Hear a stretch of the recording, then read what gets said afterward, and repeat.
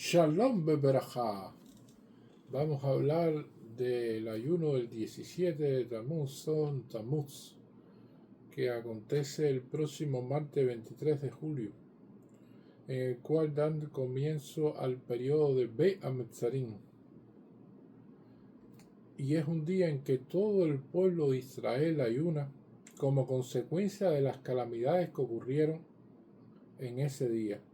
El objetivo de estos ayunos es despertar el corazón de la persona hacia el arrepentimiento, a recordar sus propios actos negativos, así como también los de sus antepasados, y por medio de ello retornar al buen camino, como expresa el versículo en Vayikra 26:40, y confesará sus pecados y el pecado de sus antepasados.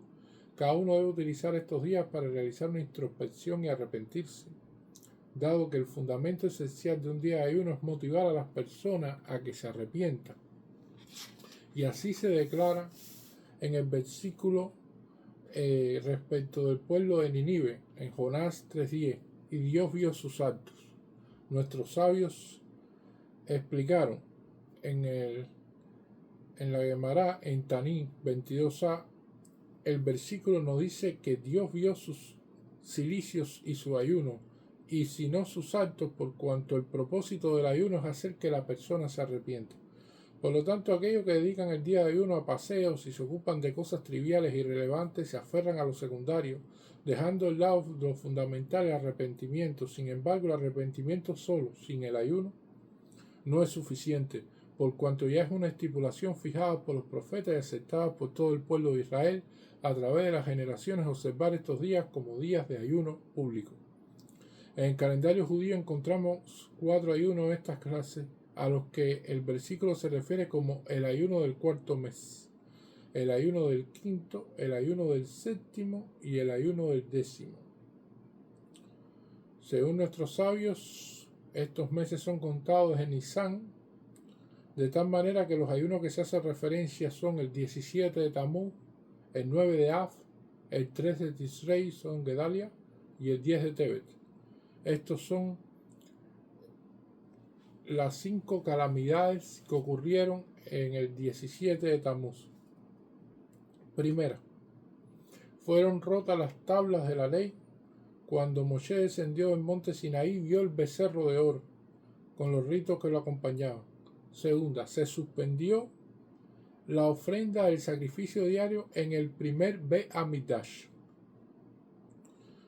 Tercero, se abrió una brecha en la muralla de Jerusalén en la época del segundo Be-Amidash. Cuarto, en el tiempo del segundo gran templo, Apostomos el malvado quemó la Torá. Y quinto, se colocó un ídolo dentro del santuario.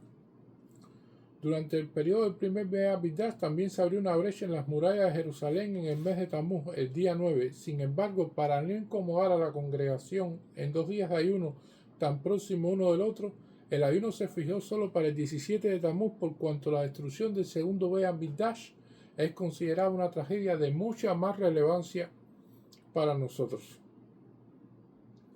El primer 17 de Tammuz en el desierto, a partir del 7 de Sivan, luego de que fueran entregadas a la Torá, Moshe volvió a ascender al monte Sinaí para aprender del Todopoderoso los principios generales o detalles e inferencias de la Torá y para recibir las tablas del testimonio. Antes de ascender a los cielos, Moshe dijo al pueblo: luego de que hayan transcurrido 40 días en el comienzo de la 6ª hora, regresaré y os traeré la Torá. El pueblo supuso que el día mismo del ascenso debía ser considerado como el primero de los 40 días, siendo cada uno solo un día completo de 24 horas. Sin embargo, la intención de Moshe era que cada día debía ser completo, es decir, debía incluir la noche anterior, pues según el calendario judío el día comienza desde la noche que le precede. Y por cuantos él subió de día, la cuenta debería comenzar a partir del día siguiente, ya que incluía la noche. Así, según su cuenta, el plazo culminaba el 17 de Tammuz. El 16 de Tammuz vino el Satán y trajo con él oscuridad y confusión y desorden. Les preguntó a los hijos de Israel: ¿dónde está Moshe vuestro maestro? Ellos respondieron: ha ascendido al cielo. Les dijo: La sexta hora ha llegado, es decir, él ya debería haber regresado, pero no le prestaron atención. Está muerto, dijo el Satán, pero no le prestaron atención. Entonces le mostró la imagen de su lecho de muerte de Moshe. Eso se encuentra en el Talmud Tratado Shabbat 89a. La fe que el pueblo había depositado en Moshe y en cada una de sus palabras, incluso más grande que la de un hombre que tiene algo que ve o conoce por sí mismo. Así, en el momento en que una sola cosa que Moshe le había dicho no se cumplió, sintieron como si el cielo y la tierra hubieran colapsado y perdieron el control de sus sentidos. La intensidad de su apego a Moshe, el hombre de Dios, era tan grande que ya no podían continuar ni una hora sin él. Fue entonces que se acercaron a Aarón confundidos y como enloquecidos y pidieron: haznos un Dios. Shemot 32:1. ¿Cómo era posible que una nación que había presenciado la visión de Hashem, los había escuchado hablar y pudieron volcarse a la idolatría con tanta rapidez? ¿Cómo era posible que toda la nación se viera movida unánimemente hacia una transgresión sin dividirse en grupos diferentes con distintas ideas? ¿Y cómo fue que ningún miembro de la tribu de Leví se sintió atraído a venerar el falso Dios? ¿Dónde estaban Nashón, Ben Aminadab y sus compañeros? ¿Dónde estaban los 70 ancianos a quienes Hashem más tarde hizo depositario del Espíritu Divino? ¿Dónde se encontraba Caleb, Furi, Bezalel y todas las otras personas absolutamente justas? ¿Fueron todas víctimas de este pecado? El tema puede comprenderse de la siguiente manera. Como preparación para el recibimiento de la Torá, Dios purificó las almas de todos los judíos y fue así que aceptaron la Torá como si fuera un solo hombre con un único corazón. Pero cuando construyeron el becerro de oro, no todos estaban unidos en este acto. Shalom. De hecho, se había dividido en muchos grupos diferentes. Cuando se acercaron a Aarón y le dijeron: haznos un Dios, casi todos lo dijeron en nombre del cielo con intenciones puras, aunque nadie sabía lo que Aarón haría. Todos querían tener una participación absoluta para que a través de sus acciones surgiera un poder equivalente al de Moshe, quien iría delante de ellos. Shemot 32:1. Luego de que surgió el becerro como resultado de la brujería de aquellos que practicaban y se encontraban sumidos a la idolatría, las diferencias de postura se relevaron. Estaban aquellos que, a unos pocos que al ver el semejante imagen idólatra, retomaron de inmediato sus antiguas prácticas paganas. Fueron advertidos, pero no se intimidaron. Otros más numerosos de los del primer grupo, que mantenían apenas un vestigio de su inclinación anterior de idolatría, por cuanto el deseo de practicar cultos paganos no había sido totalmente erradicado de sus corazones, sino solo aplacado momentáneamente por el imponente efecto de la revelación en el monte Sinaí, las maravillas que había presenciado previamente. Sintieron en aquel momento un despertar de su mala inclinación anterior que los movió a enaltecer a aquellos que veneraran al ídolo mientras observaban y se regocijaban. Sin embargo, otros, un tercer grupo, quedaron atónitos a la terrible escena que estaban presenciando y comenzaron a burlarse tanto de aquellos que veneraban al becerro como de aquellos que se mostraban inquebrantables en su fe. Vieron que ambas facciones se estaban maldiciendo entre sí y dijeron: ambas posturas son igualmente erróneas, y denigraron a ambas. Por último, estaban los justos del pueblo que, al ver la terrible y decadente situación de sus hermanos, se desanimaron y perdieron toda esperanza de que estos se arrepintieran. Y aunque lo hicieran, no creía que el arrepentimiento de aquello pudiera ser aceptado por Dios, ni que a partir de ellos se formará una nación de Coanín y un pueblo santo. Fue así que se dirigieron a sus hermanos y le dijeron: vosotros no sois más vuestros hermanos, no seréis contados en la congregación de Dios. Y aunque los grupos se dividían en cuanto a su actitud hacia el becerro de oro y las diferencias entre ellos eran tan opuestas como el este y el oeste, Dios describió sus acciones a Moshe como si todos fueran culpables de idolatría, e incluso aquellos cuya intención era defender a Shem de quienes suscitaban su ira. De no haber atribuido algo de verdad al culto idólatra, jamás habían perdido las esperanzas por sus hermanos. Por el contrario, habían considerado su discolo comportamiento como una travesura de jóvenes estudiantes cuyo maestro no se encuentra con ellos. ¿Acaso existe algo sustancialmente real en la idolatría que puede extirpar la santidad del pueblo de Hashem para siempre? Moshe debía regresar al día siguiente. Aquellos que habían pecado serían castigados y el resto de la nación regresaría a sus patrones normales de comportamiento. Además, su vergüenza por haber pecado los llevaría a aferrarse a Hashem con más fuerza aún, mucha más que antes de haber pecado. ¿Por qué entonces estaban tan indignados los justos? ¿Por qué decían que ya no había esperanza para quienes habían venerado el ídolo? Solo podía ser porque ellos mismos también atribuyeron al ídolo cierto grado de poder. Hasba Shalom. En verdad la nación toda de alguna manera se había corrompido. De hecho, cuando Moshe descendió de la montaña al día siguiente y proclamó en Shemot 32:26, ¿quién está del lado de Hashem que se una a mí? Solo se presentó la tribu de Leví. Los miembros de estas tribus se diferenciaban de los justos de las otras solo en el hecho en que obedecían a Moshe por completo y estaban dispuestos a seguirlo, aunque dijera que la derecha era la izquierda y la izquierda era la derecha. Eran como un ejército disciplinado que solo aguardaba la orden de su comandante. Por el contrario, los otros justos y piadosos de la nación dijeron: ¿a quiénes llaman? ¿A aquellos que pecaron o a aquellos que no se presentaron? ¿Crees posible devolver al pueblo a su condición anterior por un intermedio? Ni por ellos ni por nosotros será construida la casa de Hashem. Sin duda, en cuanto a Moshe, equivalía a dudar acerca de Hashem mismo. Esto no era una actitud propia de una nación que había estado al pie del monte Sinaí, de un pueblo ante que el cielo y firmamento se habían abierto, mostrando como no hay nadie fuera de él. Devarim 4:35. Era indecoroso de su parte creer que un mero ídolo tenía la capacidad de corromper y profanar una nación santa de forma tal que nunca podría llegar a rectificarse. La restauración del orden. ¿Qué hizo Moshe? Juzgó a todos los que habían pecado intencionalmente adorando al ídolo y le impuso su castigo. Hubo tres distintas formas de muerte. Primera, aquellos que habían venerado al ídolo intencionalmente luego de haber sido advertidos de la gravedad de sus actos le acarrecería la muerte, fueron sentenciados a ser ejecutados por la espada, el castigo que la Torá especifica para los habitantes de una ciudad que ha sido incitada a adorar ídolos. Segundo, aquellos que practicaron el culto idólatra frente a testigos pero no habían sido advertidos respecto a la pena murieron por una plaga enviada por Hashem.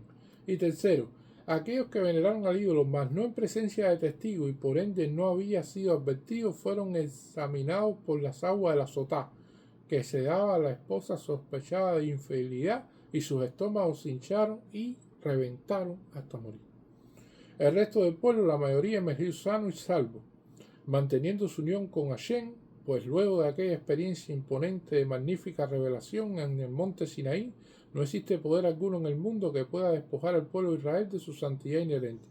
El número de personas que realmente veneró el becerro fue una pequeña minoría de la nación. Cuando los hijos de Israel salieron de Egipto, el versículo expresa que eran unos 600,000 hombres a pie.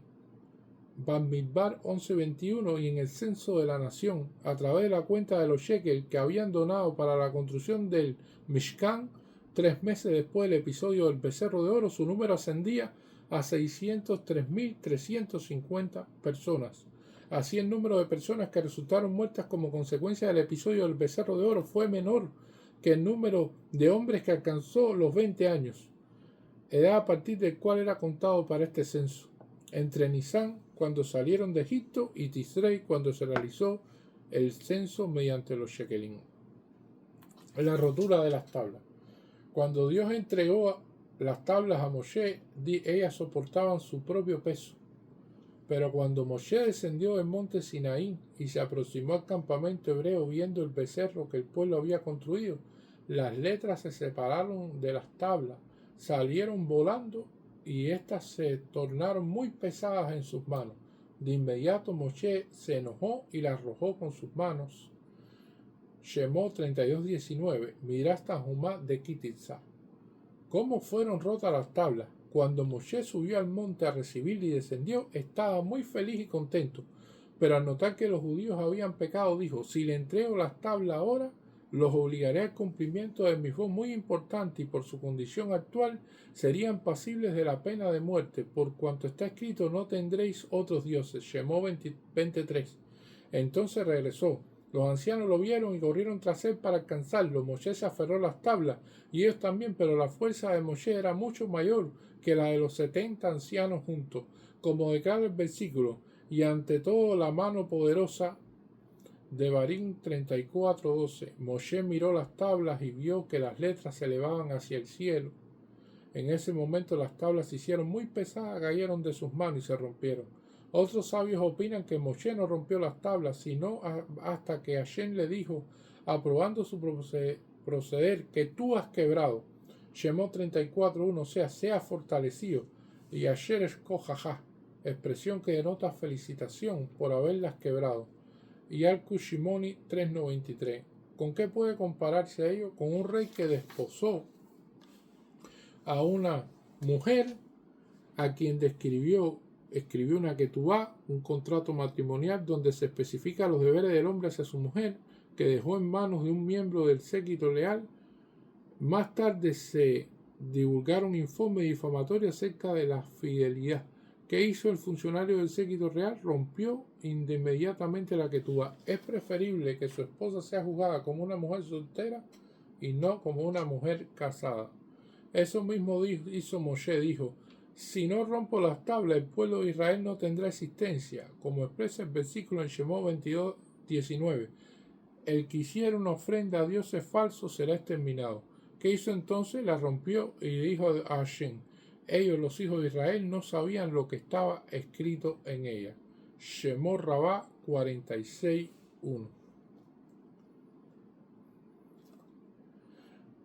En la suspensión del sacrificio diario en la época del primer Beit HaMikdash. En la época del primer Beit HaMikdash se abrió una brecha en las murallas de Jerusalén en el día 9 de Tamuz. El enemigo tomó por asalto la ciudad y extendió la destrucción, pero no pudo entrar en el santuario donde los Kohanim se fortalecieron y continuaron con el servicio divino hasta el 7 de Av.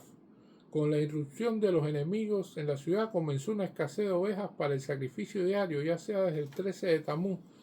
Hasta ese día había animales suficientes por cuanto era costumbre tener a mano un abastecimiento de animales perfectos sin defectos.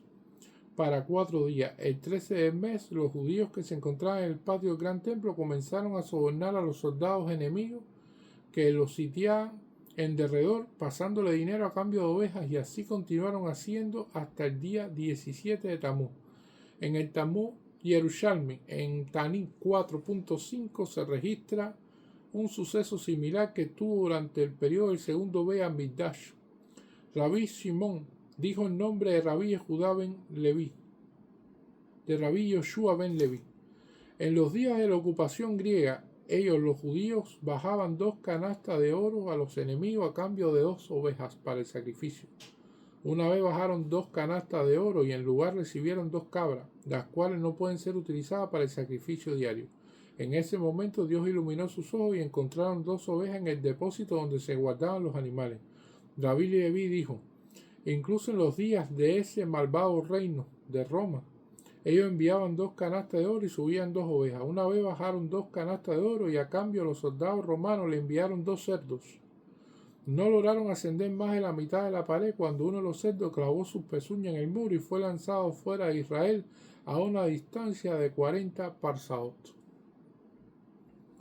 Una brecha en las murallas. El 17 de Tamuz, durante el periodo del segundo Beit HaMikdash, Tito y sus legiones romanas irrumpieron en la ciudad de Jerusalén.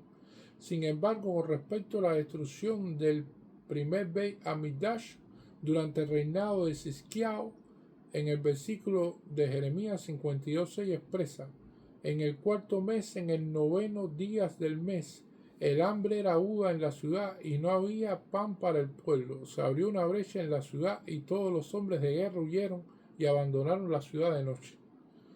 El Talmud Yerushalmi señala que durante el periodo del primer Beit HaMikdash también se abrió una brecha en las murallas de la ciudad el 17 de Tamuz. Sin embargo, como consecuencia de las grandes tragedias acaecidas, entonces erraron en el cómputo de los días y pensaron equivocadamente que la brecha se abrió el día 9.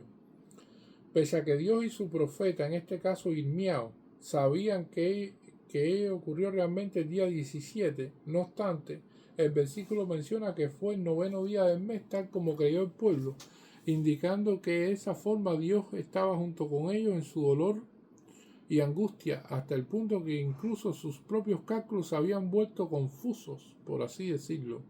Una idea que era la boca es capaz de proferir y al oído de escuchar. En el Talmud Yerushalmi, Taní 4.5 leemos: ¿con qué se puede compararse ello? Con un rey que estaba sentado haciendo sus cálculos cuando su séquito entró y le dijo: vuestro Dios ha sido secuestrado. Como consecuencia de ello, sus cálculos se hicieron confusos. El rey dijo de inmediato: que esta fecha sea entonces el comienzo de los cálculos. En Tosafot, en Tratado Rosh Hashanah 12b, explica: a causa de la angustia del pueblo erró en sus cálculos en relación al momento en que se abrió la brecha, y las escrituras no quisieron modificar este pensar suyo. Apostamos quemó la Torá. Este suceso se menciona en la Mishnah en Taní 4.5, pero casi no se dan detalles de él en las fuentes primarias. En el Talmud Yerushalmi aparece solamente un detalle: ¿dónde quemó Apostamos la Torá? Dijo Rabí Ajá, dijo: en el cruce de Lot. Los sabios dijeron: en el cruce de Talusá. Comentaristas posteriormente conjeturan que ello ocurrió durante el periodo del procurador romano Comanus, unos 16 años antes de la gran revuelta contra el gobierno romano. En esa época, las fuerzas militares de Roma participaron en una dura provocación contra los judíos y todo lo que ellos consideraban santo, causando disturbios de gran consideración.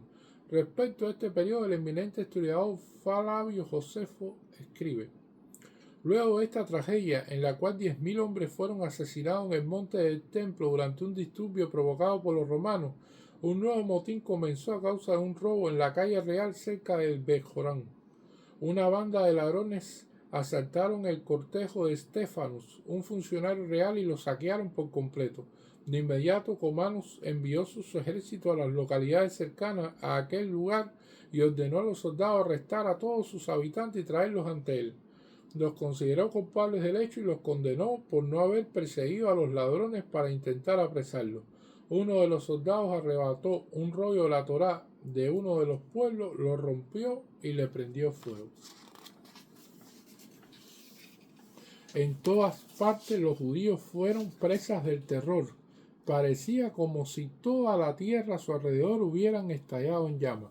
Al escuchar los primeros informes sobre este terrible hecho, los judíos se unieron en su espíritu de gran fervor por aquello que era tan sagrados, y como flechas disparadas por un arco corrieron hacia Cesarea para solicitar a Comanus que no es encima del castigo al hombre que blasfemó a Shem y su Torá.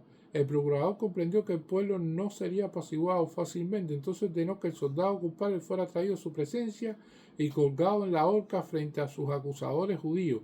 Luego de esto, los judíos regresaron a sus ciudades. Bejorón se encuentra en el trayecto que conduce a Lot a Jerusalén. Ello se corresponde con el relato del Talmud Yerushalmi que señala este incidente de Apostamo tuvo lugar en el cruce de Lot. Si estos dos relatos se refieren al mismo incidente, parecería que hubiera sucedido algunos años antes de la destrucción del segundo Beit Hamikdash y que los hombres de Estefanos y Apostamo fueron intercambiados, lo cual es algo común. Otros eruditos sostienen que este incidente relatado en nombre de Apostamo ocurrió durante la conquista de los griegos bajo Antíoco Epífanes. La Mishnah Taní 4.5 registra que un ídolo fue colocado dentro del santuario el 17 de Tamuz. Muchos sostienen que ello también fue llevado a cabo por Apostamos. Y así fueron los 5 hechos que ocurrieron en un día tan terrible. Por eso hacemos un ayuno desde el amanecer hasta el anochecer, en el cual se realizan determinadas plegarias y empezamos un proceso que se llama Beit HaMetzarim, las 3 semanas, periodo de 21 días, comprendido entre el 17 de Tamuz y 9 de Av, que se denomina Beit HaMetzarim entre las aflicciones, que se expresa que todos sus perseguidores la alcanzaron entre las aflicciones. En Jarrabá 1 explicaron, entre las aflicciones ellos se refieren a los días de aflicción del periodo comprendido entre el 17 Tammuz y Tisha B'Av. En este lapso muchas tragedias se abatieron sobre el pueblo judío en el curso de las generaciones. Fueron precisamente en esos días entre las aflicciones que el primero y segundo gran templo fueron destruidos. Así en este periodo fue establecido como una época de duelo por la destrucción de ambos templos. Durante esta semana disminuimos el grado de nuestro regocijo, no se celebran bodas y uno debe abstenerse de escuchar música, bailar, realizar viajes de placer y cortarse el cabello o afeitarse. Según la costumbre sefardí, que se basa en la opinión del Beit Yosef, la obra alágica de Rabbi Joseph Karo, no se permite cortar cabello hasta la semana en que acaece Tisha B'Av. Se permite cortar el cabello hasta la semana que acaece Tisha B'Av. Se acostumbra no recitar la bendición de Sheheyanu durante este periodo, por lo tanto no se visten ropas nuevas ni se comen frutas que aún no se han ingerido en esta estación del año para no tener que recitarla. Sin embargo, cuando se presenta la oportunidad de cumplir una misvah hipotekable, por ejemplo un Brit Milá o un Pidyon Aben, sí se dice Sheheyanu. Asimismo, si uno consigue una fruta nueva de las 3 semanas que no podrá obtener luego, debe pronunciar la bendición de Sheheyanu antes de comerla. Durante este periodo de 3 semanas, la persona debe evitar más que de costumbre las situaciones de peligro. Los maestros no deben golpear a sus alumnos, ni siquiera suavemente, ni tampoco los padres a sus hijos. Los piadosos reservan un tiempo de cada uno de estos días para la reflexión y el duelo por la destrucción de ambos templos. Algunas comunidades acostumbran inclusive recitar Tikkun Hatzot, plegaria especial de lamentación por la destrucción del Beit Hamikdash y el exilio diaspórico consecuente, y por el destierro de la Shejinah al mediodía. Muchas gracias.